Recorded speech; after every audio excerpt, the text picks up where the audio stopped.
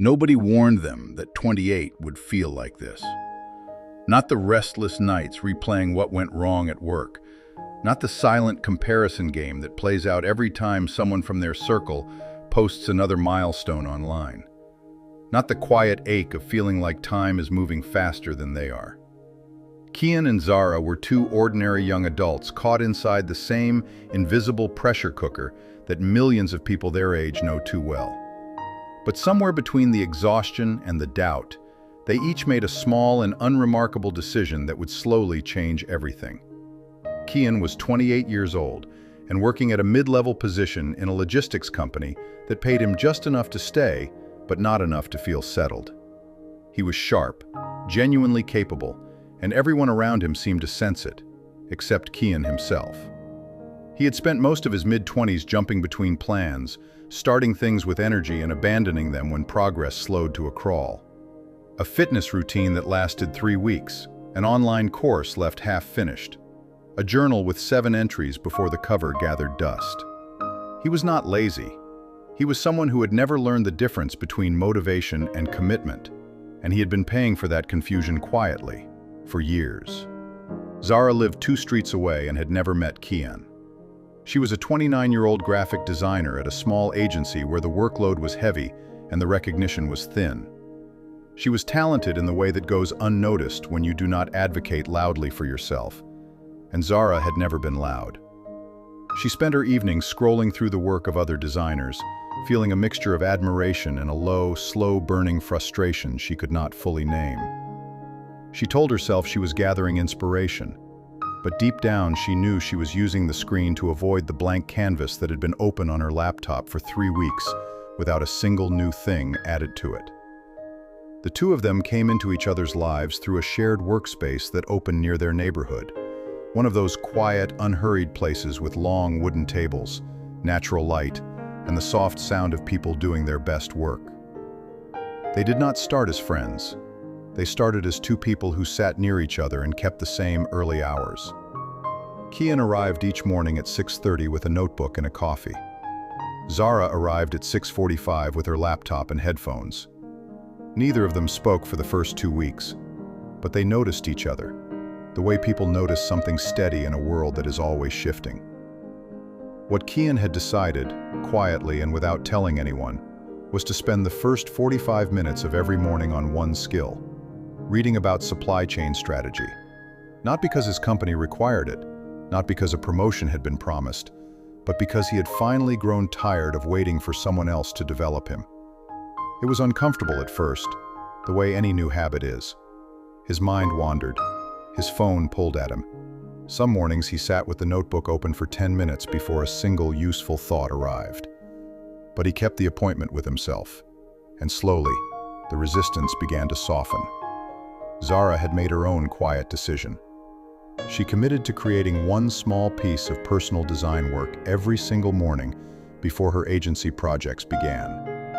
Not a masterpiece, not something for a portfolio or a client, just one honest creative act done only for herself.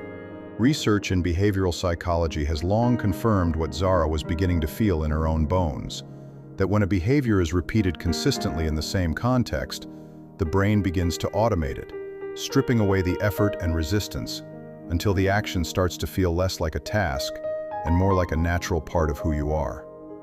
She was not just making designs, she was quietly rewriting her own self-concept. The weeks that followed were not a clean upward line. Kian had mornings where the alarm felt like an enemy and the notebook stayed closed. Zara had days where her creative work felt hollow and purposeless, where she questioned whether any of it was leading anywhere real.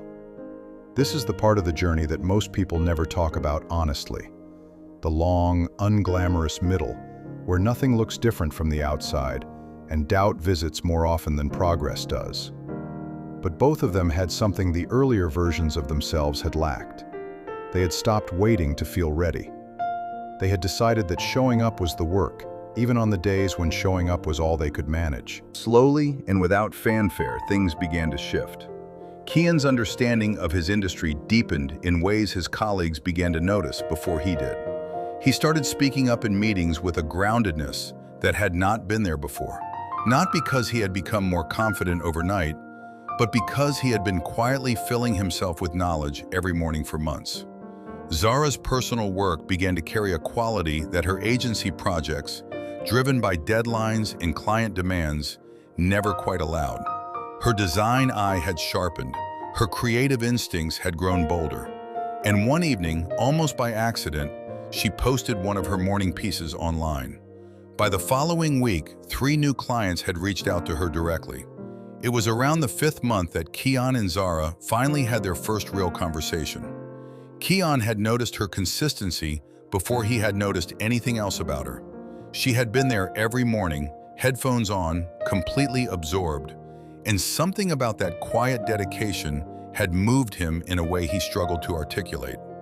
They talked about the strange loneliness of their late 20s, the pressure of watching peers appear to accelerate while they felt suspended. They talked about starting things and stopping, and then Zara said something that stayed with Kian long after he walked home that evening. She said that she had stopped trying to feel motivated and had started trying to feel responsible.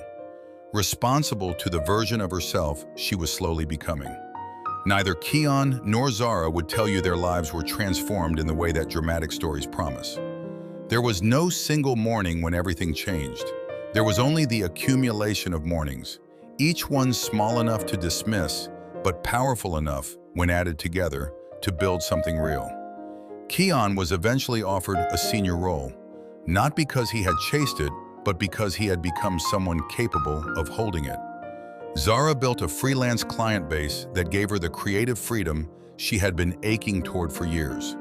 And every morning, they still arrived early, not because they had to, because they had learned in the most personal and unhurried way possible that the life you want is not waiting somewhere ahead of you. It is being built right now, one consistent, faithful, quiet morning at a time. Thank you for watching, and if this story reflected something you have been feeling, share it with someone in their late 20s who needs to hear it today. There are more stories like this one waiting for you here.